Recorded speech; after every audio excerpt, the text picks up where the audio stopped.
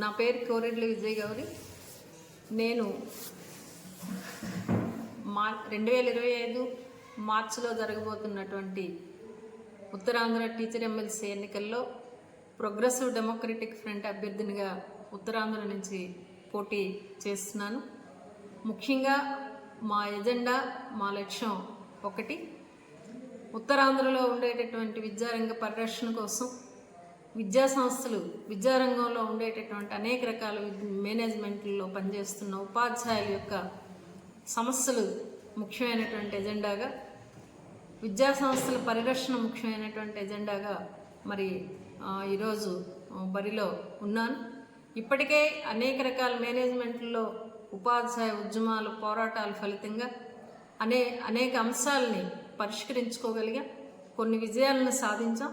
ఇంకా ఈరోజు విద్యారంగానికి వచ్చేటటువంటి నష్టాలు ఏవైతే ఉన్నాయో వాటి మీద భవిష్యత్తులో ఆ నష్టాలను తొలగించుకొని ఈ రంగం రక్షించుకోవడం కోసం ఒక పూర్తి ప్రయత్నం చేయడం అనేటటువంటిది మరి పీడిఎఫ్ ప్రోగ్రెసివ్ డెమోక్రటిక్ ఫ్రంట్ లక్ష్యంగా మరి మేము చెప్పదలుచుకున్నాం.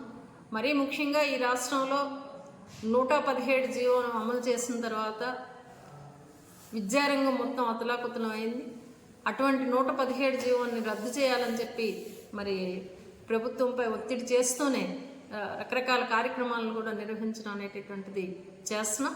117 జీవోకి ప్రత్యామ్నాయం అనేటటువంటిది ఏమీ ఉండదు. అయితే రద్దు చేయాలి, లేకపోతే అమలు చేయాలి.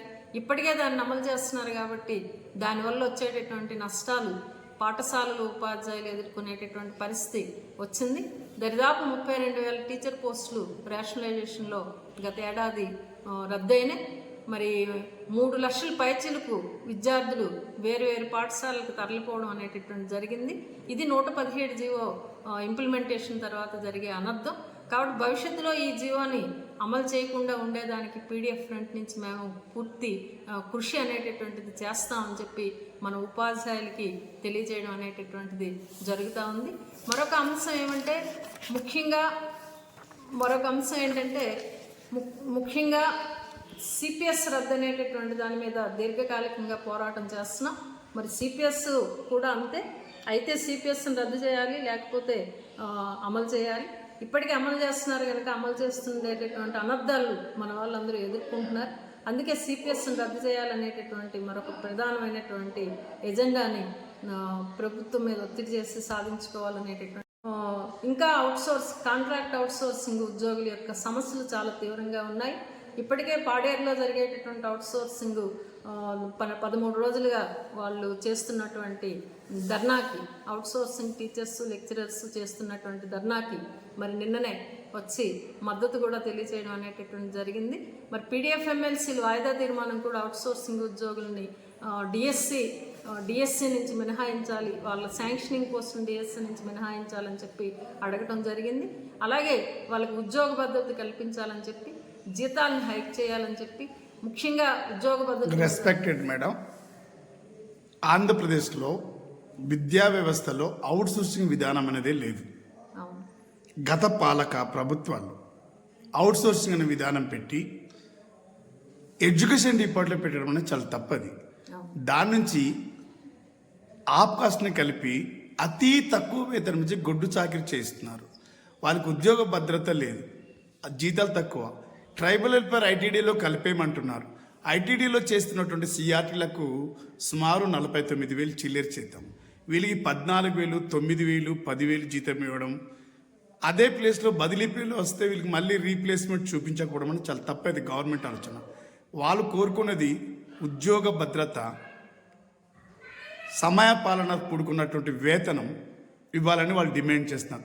దానికి మీరు ఏ రూపమైనటువంటి సపోర్ట్ చేస్తున్నారు చెప్పండి. ఇప్పటికే ఐటీడీఎల్లో పనిచేసేటటువంటి సిఆర్టీలు, కాంట్రాక్ట్ రెసిడెన్షియల్ టీచర్స్ ఎవరైతే ఉన్నారో వాళ్ళని రెగ్యులరైజ్ చేయడం కోసం గత 11 సంవత్సరాలుగా మేము తీవ్రమైనటువంటి కృషి చేసాం. కనుకనే వాళ్ళకి రెగ్యులరైజేషన్ అనేటటువంటిది జరిగింది. అయితే ఇప్పుడు అవుట్సోర్సింగ్ వాళ్ళని అసలు వాళ్ళ నియామక విధానం ఏంటంటే పార్ట్ టైం టీచర్స్గా వేసుకోవడం అనేటటువంటిది వాళ్ళ నియామక విధానం. అలా కాకుండా అవుట్సోర్సింగ్లోకి మార్చడం వలన ఈరోజు ఉద్యోగ భద్రత లేకుండా పోయింది. అందుకనే మేము అడుగుతున్నది ఏంటంటే ముఖ్యంగా సుప్రీంకోర్టు ఇచ్చినటువంటి తీర్పు ఏదైతే ఉందో సమాన పనికి సమాన వేతనం ఇవ్వాలనేటటువంటి ఆ తీర్పుని ఇప్పుడు మన అవుట్సోర్సింగ్ ఉద్యోగులకి అమలు చేయాలి. ఒకటోది. రెండోది ఉద్యోగ భద్రత కల్పించాలి. మూడోది ఏంటంటే ఇప్పుడు నూతనంగా రాష్ట్ర ప్రభుత్వం డిఎస్సిని ప్రకటించింది. మంచి పరిణామమే. కానీ అది ఆ డిఎస్సిలో మన అవుట్సోర్సింగ్ వాళ్ళు పనిచేసే శాంక్షనింగ్ పోస్టుల్ని చూపించడం అనేటటువంటిది వాళ్ళ బతుకులను పూర్తిగా రోడ్డు మీదకి ఇచ్చినట్టే లెక్క. ఎందుకంటే 25 సంవత్సరాలుగా వాళ్ళు ఆ ఉద్యోగాల్లో పనిచేస్తున్నప్పుడు ఇప్పుడు వాళ్ళని తీసేసిన తర్వాత ఎక్కడికి వెళ్తారు ఏంటి అనేటటువంటిది ఒక అగమ్య గోచరమైనటువంటి పరిస్థితి ఉంది. వాళ్ళ జీవితాలతో ఆటలాడుకునేటటువంటి నిర్ణయాలు చేయొద్దు. అవసరమైతే డిఎస్సిలో పోస్టుల సంఖ్య పెంచి వీళ్ళని మాత్రం శాంక్షనింగ్ పోస్టుల్లో పనిచేసే విధంగా ఈ ప్రభుత్వం చర్యలు తీసుకోవాలని చెప్పి ఇప్పటికే పీడిఎఫ్ ఫ్రంట్గా మేము ఒక లెటర్ కూడా ప్రభుత్వానికి ఇవ్వడం అనేటటువంటి జరిగింది. శాసన మండలిలో చర్చ కూడా జరిగింది. వాయిదా తీర్మానం కూడా ఇచ్చాము. భవిష్యత్తులో వాళ్ళ ఉద్యోగ భద్రత కోసం, సమాన పనికి సమాన వేతనం కోసం, వాళ్ళకి గౌరవమైనటువంటి ఒక బతుకు ఇవ్వటం కోసం పీడిఎఫ్ ఫ్రంట్ నుంచి మేము తప్పనిసరిగా పోట్లాడతాం, ఒత్తిడి చేస్తాం. ఒత్తిడి చేసి సాధించేటటువంటి పని చేయగలం అని చెప్పి మన అవుట్సోర్సింగ్ మిత్రులందరికీ మా పక్షాన్ని మరి తెలియజేయడం అనేటటువంటిది జరుగుతూ ఉంది. Thank you madam. Thank you.